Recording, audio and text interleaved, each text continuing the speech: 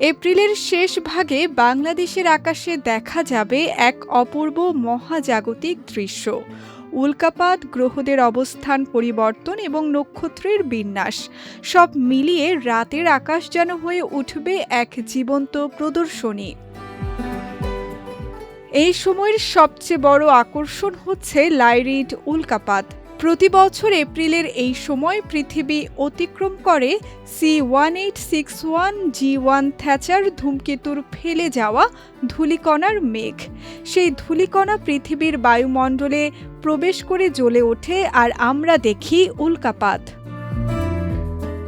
এ বছরের এই উল্কাবৃষ্টি চলবে 25 এপ্রিল পর্যন্ত। তবে সবচেয়ে ভালোভাবে দেখা যাবে 22 এপ্রিল রাত থেকে 23 এপ্রিল ভোরের মধ্যে। আকাশ পরিষ্কার থাকলে প্রতি ঘন্টায় 10 থেকে 20টি উল্কা দেখা যেতে পারে, যেগুলোর অনেকই আকাশে উজ্জ্বল আলোর রেখা রেখে যায়। এদিকে গ্রহগুলোর অবস্থানেও আসছে পরিবর্তন। পশ্চিম আকাশে শুক্র গ্রহ তার উজ্জ্বলতা বজায় রাখলেও ধীরে ধীরে দিগন্তের নিচের দিকে নেমে যাবে। সন্ধ্যার আকাশে মঙ্গল গ্রহ তার লালচে আভানি স্পষ্টভাবে দেখা দেবে। অন্যদিকে ভোরের আগে পূর্ব আকাশে উঁচুতে দেখা যাবে শনি গ্রহ, আর এর কাছাকাছি অবস্থান করবে নেপচুন, যদিও নেপচুন দেখতে হলে প্রয়োজন হবে টেলিস্কোপ।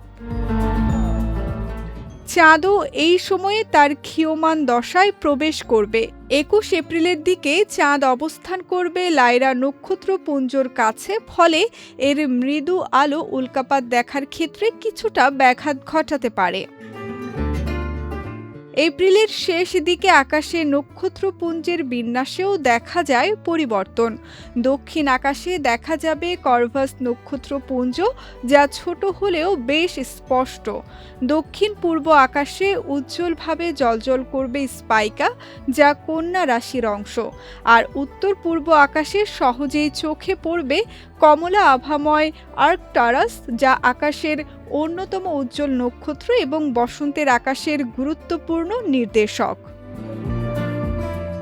সব মিলিয়ে এপ্রিলের এই সময়টায় বাংলাদেশের আকাশ যেন হয়ে উঠবে এক প্রাকৃতিক প্ল্যানেটারিয়াম। শহরের আলো থেকে একটু দূরে গেলেই খালি চোখে উপভোগ করা যাবে এই অসাধারণ মহাজাগতিক দৃশ্য।